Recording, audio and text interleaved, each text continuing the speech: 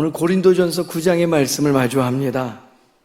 바울은 자신이 사도로서 누릴 수 있는 권리들을 설명해 나가기 시작합니다. 복음을 위해서 그 권리를 나는 자발적으로 내려놓았노라 간증하며 이어지는 말씀이 바로 오늘 고린도전서 9장의 내용입니다. 당시의 상황이 그렇습니다. 고린도 교회 안에서 바울의 사도직을 의심하는 사람들의 소리들이 들려오기 시작했습니다. 그가 예수 그리스도의 부활하심을 만난 적이 있더냐? 직접적인 질문을 던지면 거기에 대해서 분명하게 뭐라 설명하지 못함이 있더라라는 거죠. 그러할 때 사도 바울이 직접 이 문제에 대해서 입을 엽니다. 그는 자신이 다른 사도들처럼 생활비를 교회로부터 받을 권리가 있음을 이야기합니다. 결혼할 권리도 물론 있고 물질적인 도움을 받을 권리가 있다라고 이야기합니다. 그러나 복음의 걸림돌이 되지 않기 위해서 나는 이 모든 것들을 포기했습니다 라고 당당하게 설명하지요. 우리 안에 자유가 있습니다. 그리고 우리 안에 누릴 권리도 있습니다.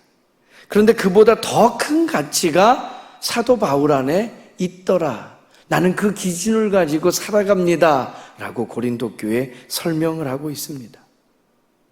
자유와 권리보다 앞선 것이 무엇일까요? 오늘 사도 바울은 복음을 전하는 사명이라 이렇게 설명합니다. 바울에게 있어서 복음은 단순한 메시지에 그치는 것이 아니었습니다. 생명과 같은 것이라는 거죠. 그가 이 땅에 살아가는 호흡의 이유가 복음입니다. 예수 그리스도, 그가 나의 구주가 되시고 나를 살리셨습니다라는 그 믿음의 고백이 그가 이 땅에 살아갈 이유와 목적이 되기 때문에 오늘 본문의 16절 말씀을 보면 바울은 그 일을 이렇게 설명합니다. 내가 복음을 전할지라도 자랑할 것이 없음은 내가 부득불할 일입니다. 만일 복음을 전하지 아니하면 내게 화가 있을 것이로다. 아멘. 이 믿음의 고백은 도대체 어디서부터 근거하고 그러한 확신을 바울에게 어떠한 삶을 허락하였을까요? 오늘 말씀을 통해 사도된 바울이 이 땅을 살아가는 이유와 목적을 조금 더 분명하게 같이 살펴보면서 그 사명에 붙잡힌 인생은 어떻게 살아가야 되는가 한 번 더 확인하며 은혜의 자리를 같이 하기 원합니다. 첫 번째 우리에게 주시는 말씀은요, 복음을 위해서 권리를 내려놓을 수 있는 삶에 대한 이야기입니다. 아까 16절 말씀을 읽어드렸는데요, 18절 말씀입니다. 우리 한 목소리로 18절 말씀 받들어 읽겠습니다. 그런즉 내 상이 무엇이냐? 내가 복음을 전할 때에 값없이 전하고 복음으로 말미암아 내게 있는 권리를 다 쓰지 아니하는 이것이로다. 아멘. 바울은 복음 전도자로서의 그 권리를 일체 주장하지 않았습니다. 근데 세상은 우리에게 이야기하죠. 너 누릴 권리가 있어. 그거 주장해. 그건 네 거야. 놔둔다고 뭐 그게 어떻게 다르게 되는 거 아니야. 당신의 것이니 당신이 누리고 당신이 사용해야 된다. 그런데 하나님 나라의 원리는 그렇지 않더라라는 거예요.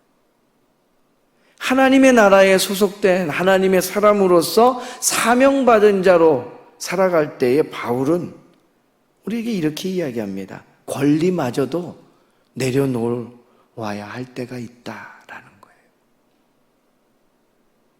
아니, 권리는 주장해도 누가 아무 소리 못하는 겁니다. 그런데 그것마저도 내려놓아야 할 때가 있다고요? 좀 억지스러운 것 같습니다. 그런데 은혜 받은 자는 그 십자가의 사랑이 뭔지를 아는 사람은 그렇게 살아간다라요.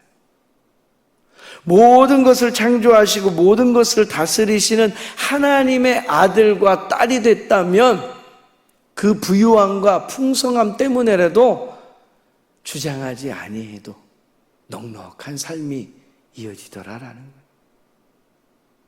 꼭 물질에 국한된 이야기만은 아닙니다. 우리의 삶의 모든 것에 여유가 있으십니까? 하나님 때문에라도 우리가 주장할 수 있는 많은 것들을 오히려 내려놓을 수 있는 것. 믿음 안에서만이 할 수 있는 일이라는 거죠.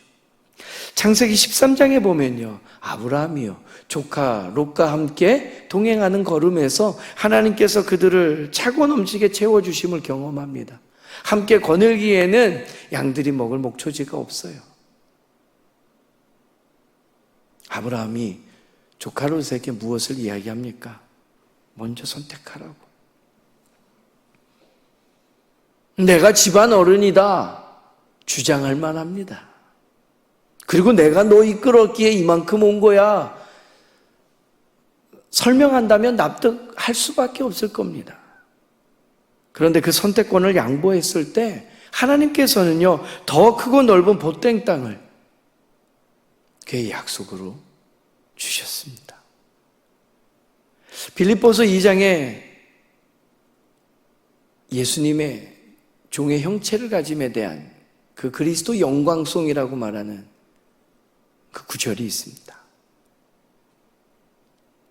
보좌에 계실 분이, 그 권세를 누리실 분이 다 포기하고 종의 형체를 입어 이 땅에 오신 것에 대한 이야기예요. 그리고 모든 사람이 손살에 칠 만한 그 십자가에 달리시면서 하나님의 뜻을 이루신 순종이에요. 모든 권리를 내려놓을 수 있는 그 모습을 친히 우리에게 보여주셨습니다. 우리의 자유와 권리를 내려놓을 때 사람들은요, 복음을 걸림돌 없이 받아들일 수 있습니다. 그 일을 위해서라면 오늘 바울은 내가 기꺼이 내려놓는다라고 세상의 질서와 셈법으로는 이해할 수 없는 이야기를 들려주고 있지요. 오늘 저와 여러분의 삶도 그 걸음을 걸어낼 수 있기를 간절히 소망합니다. 두 번째는요, 복음을 위해서 자신을 절제하는 삶에 대한 이야기입니다. 이 은혜 안에 살고 주장하지 아니하는 사람의 모습 안에는요, 절제가 들어가더라라는 거예요. 24절 이후의 말씀이 이 모든 것들을 운동 경기의 비유로 우리에게 설명하고 있는데요, 우리 25절의 말씀입니다. 한 목소리로 25절의 말씀을 받들어 읽도록 하겠습니다. 이기기를 다투는 자마다 모든 일에 절제하나니 그들은 썩을 승리자의 관을 얻고자 하되 우리는 썩지 아니할 것을 얻고자 하는. 아멘. 이 세상의 사람들도요, 뭔가를 얻기 위해서 절제하며 인내하며 그 목표를 이루기 위해 살아가더라라는 거예요. 그런데 우리가 누구입니까? 우리가 얻게 되는 그 목표는요, 승리의 선물은요, 썩지 아니할 관이라는 거예요. 세상의 사람과의 그 가치에 비교할 수도 없는 것들을 우리가 얻는 사람인데 절제하지 못하겠느냐 라는 이야기를 들려주죠. 승리하려면 절제가 필요한데 세상의 사람도 그 걸음을 알고 쫓아가는데 하물며 하늘의 것들을 누리며 얻고자 하는 우리가 못할 일이 뭐가 있겠냐라는 이야기죠. 어떻게 절제할 수 있을까요? 다윗은요, 왕이 되었을 때에도 하루 3번 기도하는 시간을 이어갔습니다. 시편 55편 17절의 말씀입니다. 저녁과 아침과 정오에 내가 근심하여 탄식하리니 여호와께서 내 소리를 들으시리로다. 왕입니다. 마음에 담아둘 필요 없습니다. 원하는 대로 즉흥적으로 해도 아무 탈이 없을 겁니다. 그런데 그는 꼬박 하루에 3번씩 하나님 앞에 엎드려 기도합니다. 그 뜻을 구하고 이 일에 대해서. 예수님도요. 아무리 사역이 이 땅에서 바쁘셨어도 새벽에 한적한 곳에 나아가 기도하셨다는 것은 우리가 너무 잘 알고 있는 이야기입니다. 이 새벽을 깨우며 하루의 시작을 우리가 기도로 하는 이유도 여기에 있지요. 내가 할 수 있는 것, 내 생각과 내 계획도 있지만 먼저는 절제하면서 하나님의 뜻과 계획을 구하는 먼저입니다. 우리도 믿음의 경주에서 끝까지 달려가기 위해서 우리의 말과 행동을요, 그리고 시간과 마음을 절제하며 살아야 됩니다. 그 장치가 바로 이 기도입니다. 기도하는 사람은 절제할 수 있습니다. 내 뜻과 내 생각과 내 주장할 바가 먼저가 아니라 하나님의 뜻을 구하고 하나님의 생각을 구하고 하나님의 임재를 체험하면서 절제하는 사람, 믿음 안에 있는 사람만이, 기도하는 사람만이 할 수 있는 일이라는 거지요. 오늘 말씀의 27절의 말씀은 바울의 이러한 고백으로 마칩니다. 내가 내 몸을 저 복종하게 함은 내가 남에게 전파한 후에 자신이 도리어 버림을 당할까 두려워함이로다. 할렐루야. 우리의 연약함을 기억합시다. 우리 안에 절제가 필요한 이유예요. 우리는 완벽하지 않습니다. 그러니 매 순간 하나님의 뜻을 구하며 살아가는 거고, 하나님의 영광을 위해서라면 내가 누릴 수 있는 권리조차도 내려놓으며 하나님께서 행하실 일들을 기대하며 오늘 하나님과 동행하는 믿음의 사람들 되기를 간절히 소망합니다.